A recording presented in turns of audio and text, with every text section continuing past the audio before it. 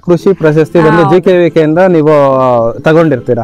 So ಇದು ಯಾವ ರೀತಿ ಯಾವ ವರ್ಷದಲ್ಲಿ ತಗೊಂಡ್ರಿ? ಅದು ಲಾಸ್ಟ್ ಇಯರ್ ಜಿಕೆವಿಕೆ ಬೆಂಗಳೂರಲ್ಲಿ 2024 ಅಲ್ಲೇ ಪ್ರತಿ ವರ್ಷ ಕೃಷಿ ಮೇಳ ನಡೆಯುತ್ತೆ ಅಲ್ಲಿ.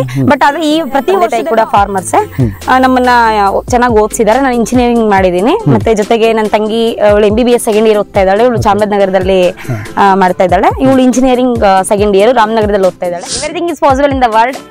ಸೊ ಎಲ್ಲರೂ ರೈತರಿಗೆ ಬೆಲೆ ಕೊಡ್ರಿ. ರೈತರು ಇಲ್ಲ ಅಂತಂದ್ರೆ ನಮ್ಮ ಪ್ರಪಂಚನ ಇಲ್ಲ ಅಂತ ಹೇಳ್ಬೋದು. ಎಂತ IT ಆದ್ರೂ ಯಾರೇ ಆದ್ರೂ ಮನುಷ್ಯ ಬೆಳಗ್ಗೆ ಎದ್ದ ತಕ್ಷಣ ಊಟ ಮಾಡ್ಲೇಬೇಕು.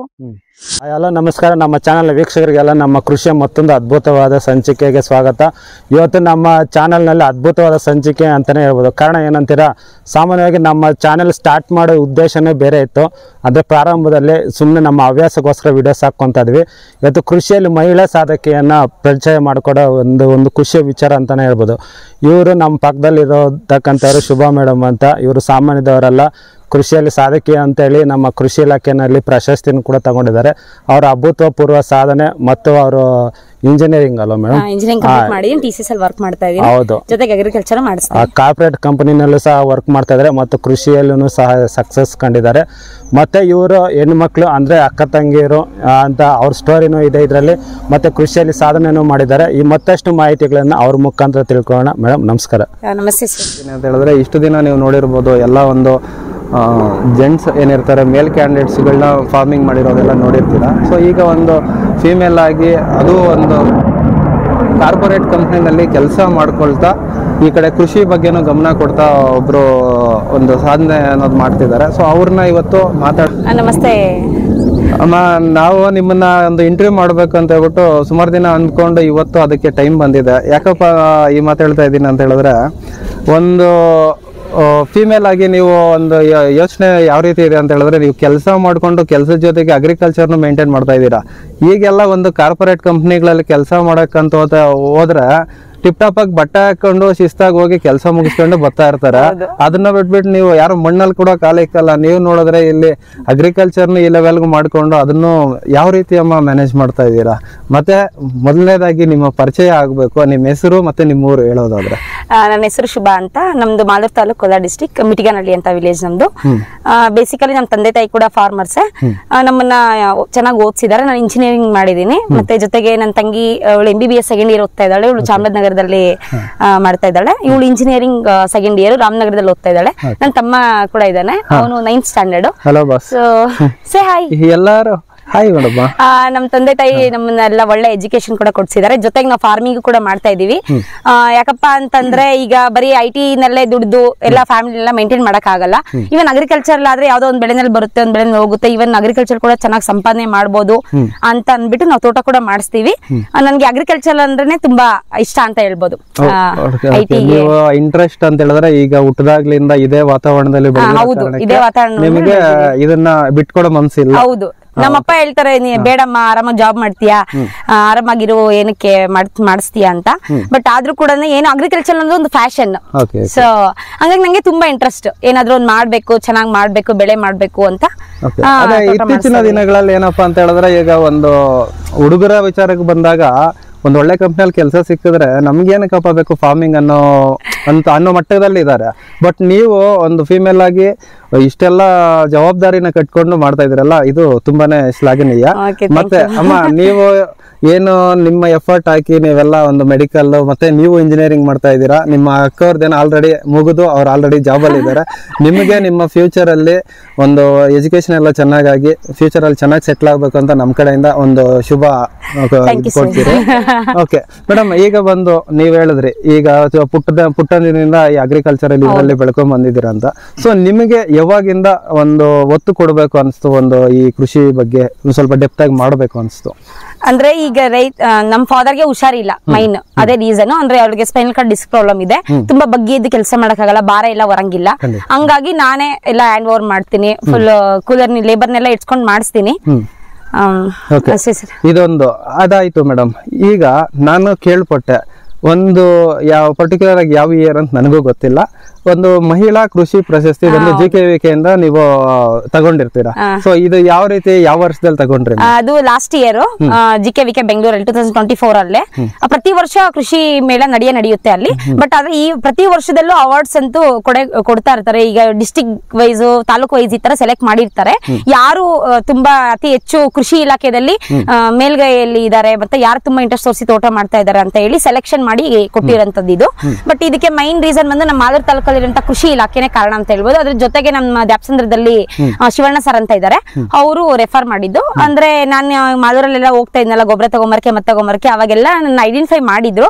ನೋಡಿ ಹುಡುಗಿ ಗಂಡ್ ಮಗು ತರ ಎಲ್ಲ ಓಡಾಡ್ತಾಳೆ, ಬೈಕಲ್ಲಿ ಅವಳೆ ಬಂದ್ ಗೊಬ್ಬರ ಎಲ್ಲ ತಗೊಂಡ್ ಹೋಗ್ತಾಳೆ, ಎಷ್ಟ್ ಚೆನ್ನಾಗಿ ತೋಟ ಮಾಡಿಸ್ತಾಳೆ, ಜೊತೆಗೆ ಸಾಫ್ಟ್ವೇರ್ ಇಂಜಿನಿಯರ್ ಅಂತ ಲೈಕ್ ಐಡೆಂಟಿಫೈ ಮಾಡಿ ಅವರೇ ನನ್ಗೆ ಅವಾರ್ಡ್ ಕೊಡ್ಸಿದ್ ಅಂತ ಹೇಳ್ಬೋದು. ಖಂಡಿತ ಮೇಡಮ್, ಇದು ಇನ್ನೊಬ್ಬ ಮಹಿಳೆಗೆ ಅಥವಾ ಒಂದು ಫಿಮೇಲ್ ಏನಿರ್ತಾರೆ ಮಾಡ್ತಾ ಇರೋಂಥವ್ರು ಅವ್ರಿಗೆ ಬೂಸ್ಟ್ ಮಾಡುವಂತ ಇದಾಗುತ್ತೆ.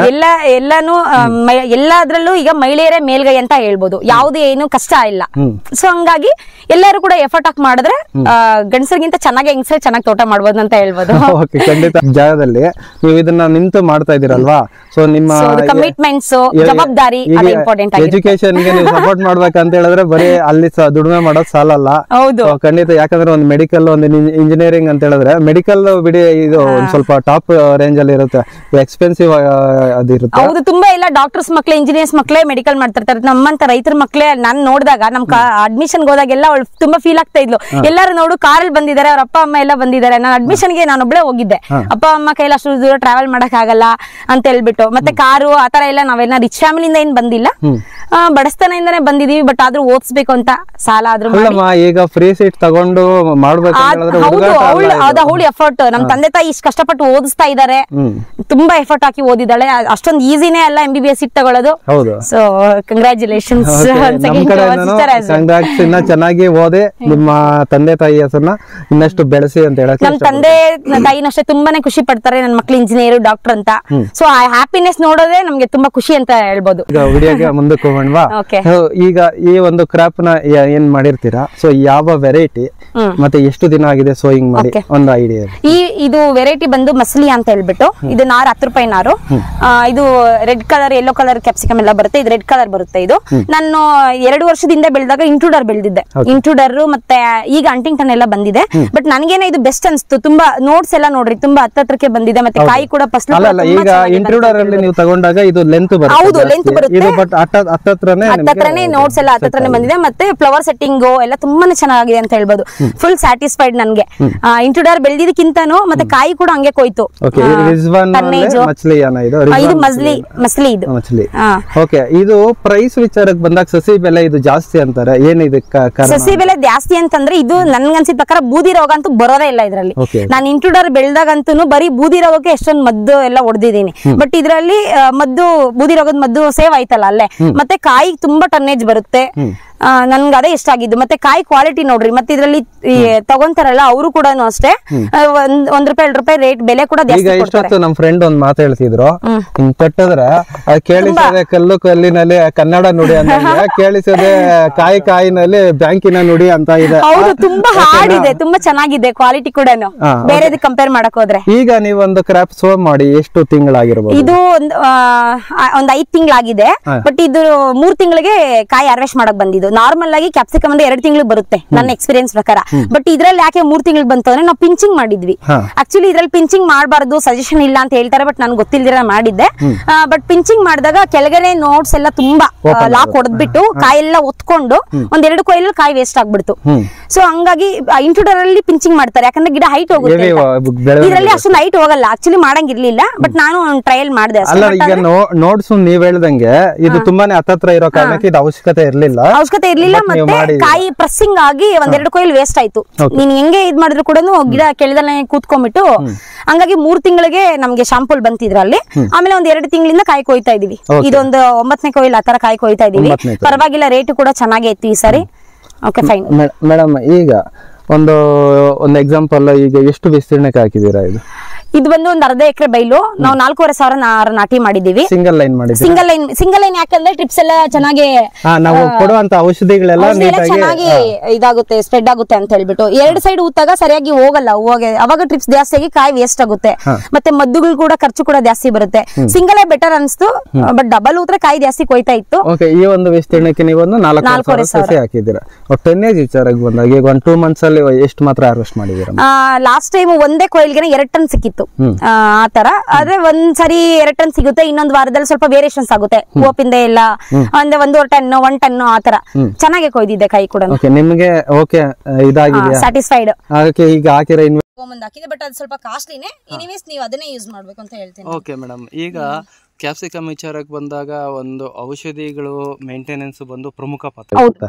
ಯಾಕಪ್ಪ ಅಂತ ಹೇಳಿದ್ರೆ ಈಗ ಮಳೆ ವಾತಾವರಣದಲ್ಲಿ ರೋಗ ಬಾಧೆ ಜಾಸ್ತಿ ಇರ್ಬೋದು. ಈಗ ಕೆಲವೊಂದ್ ಕಡೆ ಗಮನಿಸೋದಂಗೆ ಗಿಡಗಳು ಚೆನ್ನಾಗೇ ಇರ್ತದೆ, ಒಣಗ್ಕೊಂಡು ಸೊರಗೋದ ಡೈಬ್ಯಾಕ್ ರೋಗ ಬರುತ್ತೆ. ಮಳೆಗಾಲದಲ್ಲಿ ಪ್ರಾಬ್ಲಮ್ ಡೈಬ್ಯಾಕ್ ರೋಗ, ತುಂಬಾ ನೀರಿನ ಅಂಶ ಜಾಸ್ತಿ ಆದ ಕೂಡ ಬರುತ್ತೆ. ಅದಕ್ಕೆ ನಾವೇನ್ ಮಾಡ್ಬೇಕಂದ್ರೆ ಈಗ ಡ್ರಿಪ್ ಅಲ್ಲೇನೆ ಈಗ ಮೆಟ್ಲಾಕ್ಸ್ CO ಸ್ವಲ್ಪ ಶಾಖ ಬರುವಂತದ್ ಬಿಟ್ಕೊಬೇಕು ಮೊದ್ಲೇ ಎಚ್ಚೆತ್ಕೊಂಡು ಮಳೆಗಳು ಜಾಸ್ತಿ ಆದಾಗ.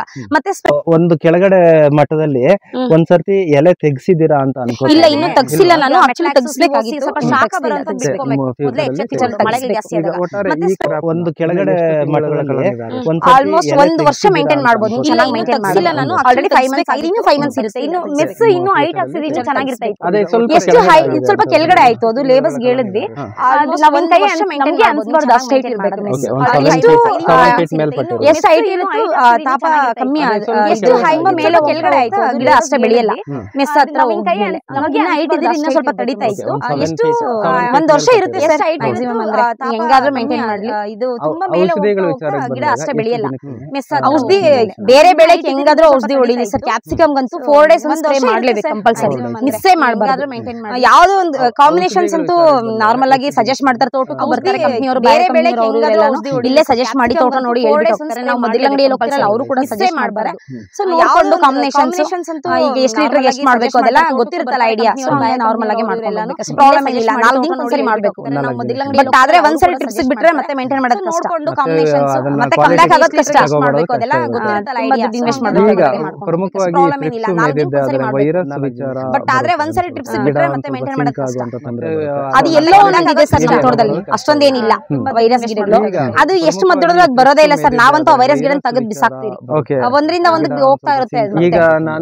ಅದು ಎಲ್ಲೋ ಒಂದಿದೆ ಸರ್ ನಮ್ಮ ತೋಟದಲ್ಲಿ, ಅಷ್ಟೊಂದೇನಿಲ್ಲ. ಹೌದು, ಅದನ್ನ ಕಿತ್ತಾಕ್ಬೇಕು. ಅದು ಎಷ್ಟು ಮದ್ದೊಡಿದ್ರು ಅದು ಬರೋದೇ ಇಲ್ಲ ಸರ್. ನಾವಂತೂ ಸುಳಿನೇ ಬರಲ್ಲ, ಚಿಗುರು ಬರಲ್ಲ. ಮತ್ತೆ ಕಾಯಿ ಕೂಡ ಹಂಗೆ ಇರ್ತೈತೆ, ಚಿಕ್ಕ ಕಾಯಿ ಬರುತ್ತೆ, ಅದರಲ್ಲಿ ಕ್ವಾಲಿಟಿ ಕೂಡ ಬರಲ್ಲ. ಹೌದು, ಅದನ್ನ ಕಿತ್ತಾಕ್ಬೇಕು. ಇದಕ್ಕೆ ಬೋರಾನು ಮತ್ತೆ ನಾನು ಆಕ್ಚುಲಿ ಹಂಗೆ ಇರ್ತೀನಿ, ಟಾಟಾ ಕಂಪನಿ ಬರ್ತೀನಿ. ಚೆನ್ನಾಗಿದೆ ಸರ್ ರಿಸಲ್ಟ್ ಅದರಲ್ಲಿ. ಮತ್ತೆ KMS 13 ಅಂತ ಯೂಸ್ ಮಾಡ್ತೀನಿ. ಇದಕ್ಕೆ KMS 13 ಯೂಸ್ ಮಾಡ್ತೀನಿ ನಾನು ಆಕ್ಚುಲಿ. ಮತ್ತೆ ನಾರ್ಮಲ್ 12-16 13-45 ಇದೆಲ್ಲ ಕಾಯಿ ಬಿಡಿಸೋದು. ಕಾಯಿ ಬಿಡಿಸಿದಾದ್ಮೇಲೆ ನೆಕ್ಸ್ಟ್ ಡೇ 13 ಅಂತ ಇಟ್ಕೊಂತೀನಿ. KMS 13 ಯೂಸ್ ಮಾಡ್ತೀನಿ. ಗೊಬ್ಬರ ಬಂದು ನಾನು 5 ಡೇಸ್ 4 ಡೇಸ್ 5 ಡೇಸ್ ಒಂದ್ಸಲ ಬಿಡ್ತಾ ಇರ್ತೀನಿ. ಕಾಯಿ ಬಿಡಿಸಿದಾದ್ಮೇಲೆ ನೆಕ್ಸ್ಟ್ ಡೇ ಲೈಟ್ ಆಗಿ 10 kg ಆತರ, ಇಷ್ಟು ಬೈಲ್ಗೆಲ್ಲ ಒಂದು 5 kg ಆತರ ಬಿಡ್ತಾ ಇರ್ತೀನಿ. ಗೊಬ್ಬರ ಬಂದು ನಾನು 5 ಡೇಸ್ 4 ಡೇಸ್ 5 ಡೇಸ್ ಒಂದ್ಸಲ ಬಿಡ್ತಾ ಇರ್ತೀನಿ. ಬೇರೆ ಅಂದ್ರೆ ಕ್ಯಾಶುಯಲ್ ನಾವು ಯಾವಾಗ ಬ್ರೊಕೊಲಿ ಬೆಳಿತೀವಿ 10 kg. ಬ್ರೊಕೊಲಿ ಬಂದು ಗೊತ್ತಲ್ವಾ ನಿಮಗೆ, ತುಂಬಾ ಪ್ರೋಟೀನ್ ರಿಚ್ ಅಂತ ಹೇಳ್ಬೋದು. ಅದು ಆಕ್ಚುಲಿ ಒಂದು ದಿನ ತಿಂದಿದ್ದು ಮಾರ್ನಿಂಗ್ ಅದೇನಾಯ್ತು ಅಂತ ಹೇಳಿದ್ರೆ ಮಿಂಚು ಸಿಡ್ಲು ಗುಡುಗು ಎಲ್ಲ ಹೊಟ್ಟೆನಲ್ಲಿ ಆಗಿ ಆಕ್ಚುಲಿ ತುಂಬಾ ಹೀಟ್ ಅದು, ಹಂಗಾಗಿ ಲೈಟ್ ಆಗಿ ತಿನ್ಬೇಕು. ಅದನ್ನ ಗೊತ್ತಿಲ್ಲದೆ ಮನೆಯಲ್ಲಿ ಹೀಗೆ ಮಾಡಿಸಿ ತಿಂದ್ಬಿಟ್ರೆ ಬೆಳಿಗ್ಗೆ ಗೊತ್ತಾಯ್ತು ಇದ್ರ ಪ್ರಭಾವ ಏನು. ಆಕ್ಚುಲಿ ಅದನ್ನ ಗೋಬಿ ಮಾಡ್ಕೊಂಡು ತುಂಬಾ ನಾನು ತಿನ್ನಂಗ್ ಫೀಲ್ ಆಗುತ್ತೆ ಸರ್. ಆಕ್ಚುಲಿ ತುಂಬಾ ನಾರಿನ ಅಂಶ ಅದ್ರಲ್ಲಿ ಜಾಸ್ತಿ ಇರುತ್ತೆ. ಮತ್ತೆ ಜಿಮ್ಮರ್ಸ್ ಎಲ್ಲ ತುಂಬಾ ಅದನ್ನೇ ತಿಂತಾರೆ. ಆಕ್ಚುಲಿ ಇವಾಗ ಬೇರೆ ಹೊರದೇಶದಲ್ಲ ಡೈಟಿಷಿಯನ್ಸ್, ನನ್ನ ಫ್ರೆಂಡ್ ಎಲ್ಲ US ಅಲ್ಲಿ ಇದೆ, ಅವಳಂತೂ ನೀವು ಬೆಳಿತೀರಾ ನಮ್ ಕಡೆ ಎಷ್ಟು ಕಾಸ್ಟ್ಲಿ ಗೊತ್ತೇ US ಅಲ್ಲಿ ಅಂತ. ಮತ್ತೆ ಅವ್ರಿಗೆಲ್ಲ ಅದೆಲ್ಲ ಮಾಲ್ಗಳಲ್ಲೇ ಸೇಲ್ ಮಾಡ್ತಾರೆ. ಡೈಟಿಷಿಯನ್ ಆಗ್ಲೇ ಇಂಡಿಯನ್ ವೆಜಿಟೇಬಲ್ಸ್ ನಮ್ ಕಡೆ ಎಷ್ಟು ಕಾಸ್ಟ್ಲಿ ಬ್ರೊಕೊಲಿ ಬೆಳಿತೀವಿ ನಾವು, ಕಂಪ್ನಿ ಕೊಡ್ತೀವಿ ಪೀಸ್ ಲೆಕ್ಕ. ಅದು ಮಾರ್ಕೆಟ್ ಹಾಕಿದ್ರೆ ಕೆಜಿ ಲೆಕ್ಕ. ಮಾಲ್ ನಾರ್ಮಲ್ ಆಗಿ ಮಾದೂರಲ್ಲಿ ಮೋರು ರಿಲಯನ್ಸ್ ಈ ತರ ಎಷ್ಟೊಂದು ಕಂಪನೀಸ್ ಇದೆ. ಕ್ಯಾಪ್ಸಿಕಮ್ ಕಂಪನಿಗೆ ಕೊಡೋದು ನಾವು. ಯಾಕಂತಂದ್ರೆ ಈಗ ಇಲ್ಲೇ ಬಂದು ತುಂಬ್ತಾರಲ್ಲ, ಅವ್ರು ₹1-2 ಕಮ್ಮಿ ತಗೊಳ್ತಾರೆ. ಬಟ್ ಆದ್ರೆ ನಾವೇ ಸ್ವಲ್ಪ ಎಫರ್ಟ್ ಹಾಕಿದ್ರೆ ಇಲ್ಲಿ ತುಂಬಬೇಕು, ಟಂಪಾಗ್ ಹಾಕ್ಬೇಕು, ಅಲ್ಲಿ ತುಂಬಾ ರಿಸ್ಕ್ ಇದೆ ಕಂಪನಿಗೆ ಹಾಕೋದು, ಯಾಕಂತಂದ್ರೆ ಈಗ ಎಲ್ಲರೂ ರಿಸ್ಕ್ ತಗೊಂಡು ಅವ್ರು ಸ್ವಲ್ಪ ದುಡ್ಡು ಕಮಿಷನ್ ಇರಲ್ಲ, ಏನಿರಲ್ಲ, ಟಂಪ ಬಡಿಗೆ ಮಾತ್ರ ಹೋಗುತ್ತೆ ಅಷ್ಟೇ. ಇಲ್ಲಿ ತುಂಬಬೇಕು, ಟಂಪಾಗ ಹಾಕ್ಬೇಕು, ಅಲ್ಲಿ ಈಗ ತುಂಬಾ ರಿಸ್ಕ್ ಇದೆ ಕಂಪನಿಗೆ ಹಾಕೋದಂತೂ risk. ಮತ್ತೆ ನೋಕೋಲ್ ಇದೆ, ಮತ್ತೆ ಬೀನ್ಸ್ ಇದೆ, ಲಾಸ್ಟ್ ಟೈಮ್ ಟೊಮೆಟೊ ಬೆಳೆದಿದೆ, ಬಜ್ಜಿ ಬೆಳೆದಿದೆ, ಟಂಪ ಬಡಿಗೆ ಮಾತ್ರ ಯಾವ್ದು ಈ ಹೋಗುತ್ತೆ ಅಷ್ಟೇ. ರೀತಿಯಾದ ಪರ್ಟಿಕ್ಯುಲರ್ ಬೆಳೆ ಅಂತ ಪರ್ಟಿಕ್ಯುಲರ್ ಅನ್ನೋದು ಏನಿಲ್ಲ ಸರ್, ಸೀಸನ್ ತಕ್ಕಂಗೆ ಯಾವ್ದು ಹಾಕಿದ್ರೆ ಯಾವ ಟೈಮ್ ಅಲ್ಲಿ ಏನಾಗುತ್ತೆ. ಒಟ್ನಾಗ ಒಂದು ಬೆಳೆ, ಈಗ ರೈತರ ಪರಿಸ್ಥಿತಿ ಯಾವ ತರ ಅಂದ್ರೆ ಒಂದು ಬೆಳೆ ಆಗೋಗ್ತಾ ಇದೆ ಅಂತಂದ್ರೆ ಇನ್ನೊಂದು ಬೆಳೆ ರೆಡಿ ಇರ್ಬೇಕು. ಈ ರೀತಿಯಾದ ಇವಾಗ ನಾವೇನಂತ ಹೇಳಿದ್ರೆ ಆದಾಯ ನಿಲ್ಬಾರ್ದು. ಇಲ್ಲಾಂದ್ರೆ ನೀನ್ ಇನ್ವೆಸ್ಟ್ ಮಾಡೋದಕ್ಕೆ ಮತ್ತೆ ಸಾಲ ಮಾಡ್ತೀಯ, ಅದಕ್ಕೆ ರೈತರು ಸಾಲ ಸಿಕ್ಕಾಕೊಂಡ್ಬಿಟ್ರು, ಬೆಳೆ ಆಗೋಗ್ತಾ ಒಂದಾದ್ಮೇಲೆ ಒಂದು ಬರ್ತಾ ಇರ್ಬೇಕು. ಈ ತರ ಪ್ಲಾನ್ ಮಾಡ್ಕೊಂಡಾಗ ಆತರ ಪ್ರಾಬ್ಲಮ್ ಇದು ನಿಂತಿದ ತಕ್ಷಣ ಇನ್ನೊಂದು ಇದೇನ್ ಎಂಡಿಂಗ್ ಅದಕ್ಕೆ ಇದೆ ಅನ್ನೋಷ್ಟ್ರಲ್ಲಿ ಇನ್ನೊಂದು ರೆಡಿ ಮಾಡ್ಕೊಂಡಿರ್ಬೇಕು ನಾವು ಕ್ಯಾಪ್ಸಿಕಮ್ ಅಲ್ಲ ಬೇರೆ ಏನಾದ್ರೂ ಈಗ ನೌಕಲ್ ಬಂದಿಗೆ ಆತರ ಏನಾದ್ರೂ ಒಂದು ಬರ್ತಾ ಇರಬೇಕು. ಇವಾಗ ಫ್ಯಾಮಿಲಿ ಮೇಂಟೈನ್ ಮಾಡಕ್ ಆಗುತ್ತೆ ಅಂತ ನನ್ನ ಐಡಿಯಾ. ಇಷ್ಟೆಲ್ಲ ಒಂದು ಅನುಭವ ಬಂದು ಈ ಒಂದು ಸ್ವಲ್ಪ ಏಜ್ಗೆ ಜಾಸ್ತಿ ಅನುಭವ ಸೊ ಎಲ್ಲಿಂದ ಬಂತು ಅಂತ ಏನಿಲ್ಲ ಸರ್, ನಮ್ಮ ಫಾದರ್ ಅದೇ ಮನೆ ಸಿಚುಯೇಷನ್ ನೋಡಿ ಐಡಿಯಾ ಅನುಭವ ಬಂದು ನಿಮ್ಮನ್ನ ನೀವೇ ಒಂದ್ ಸ್ವಲ್ಪ ಬೂಸ್ಟ್ ಮಾಡ್ಕೊಂಡು ಎಲ್ಲಿಂದ ಮಾಡ್ಕೊಂಡಿದ್ದೀವಿ ನಾಲೆಡ್ಜ್ನ ಬೆಳೆಸ್ಕೊಂಡು ನಮ್ಮ ಫಾದರ್ ಅದೇ ಮನೆ ಸಿಚುಯೇಷನ್ ನೋಡಿ ಒಂದು ಇಷ್ಟೆಲ್ಲ ಮಾಹಿತಿ ನಮ್ಗೆ ಎಲ್ಲ ಹಂಚ್ಕೊಂಡು ನಿಮ್ಮನ್ನ ನೀವೇ ಒಂದ್ ಸ್ವಲ್ಪ ಬೂಸ್ಟ್ ಮಾಡ್ಕೊಂಡು ಹೇಳಿದ್ರಲ್ವಾ, ಸೊ ಅವ್ರ ಎಜುಕೇಶನ್ಗೆಲ್ಲ ನಾಲೆಡ್ಜ್ನ ಸಪೋರ್ಟ್ ಮಾಡ್ಕೊಂಡು ಹೊಸದಾಗಿ ಯಾರಾದ್ರೂ ಈ ಲೇಡೀಸು ಫಾರ್ಮಿಂಗ್ ಮಾಡಕ್ಕೆ ಬರೋ ಅಂತವ್ರಿಗೆ ನಿಮ್ಮ ಒಂದು ಕಿವಿ ಮಾತೇನಾದ್ರು ಹೇಳೋದಾದ್ರೆ? Everything is possible in the world. So ಎಲ್ಲಾರು ರೈತರಿಗೆ ಬೆಲೆ ಕೊಡ್ರಿ. ರೈತರು ಇಲ್ಲ ಅಂತಂದ್ರೆ ನಮ್ ಪ್ರಪಂಚನ ಇಲ್ಲ ಅಂತ ಹೇಳ್ಬೋದು. ಎಂತ IT ಆದ್ರೂ ಯಾರೇ ಆದ್ರೂ ಮನುಷ್ಯ ಬೆಳಗ್ಗೆ ಎದ್ದ ತಕ್ಷಣ ಊಟ ಮಾಡ್ಲೇಬೇಕು. ರೈತರು ಇಲ್ಲ ಅಂತಂದ್ರೆ ಪ್ರಪಂಚನ ಇಲ್ಲ ಅಂತ ಹೇಳ್ಬೋದು. ಸೊ ಎಲ್ಲರೂ ಕೂಡ ಮಹಿಳೆಯರಾಗಿರ್ಬೋದು, ಗಂಡಸರಾಗಿರ್ಬೋದು, ನೀವು ಕೃಷಿ ಮಾಡೋದಕ್ಕೆ ಸ್ವಲ್ಪ ಪ್ರಯತ್ನ ಪಡಿ, ಸಕ್ಸಸ್ ಆಗೇ ಆಗ್ತೀರಾ ಎಲ್ಲದ್ರಲ್ಲೂ ಕೂಡ. Thank you. Thank you. ಇಷ್ಟೆಲ್ಲ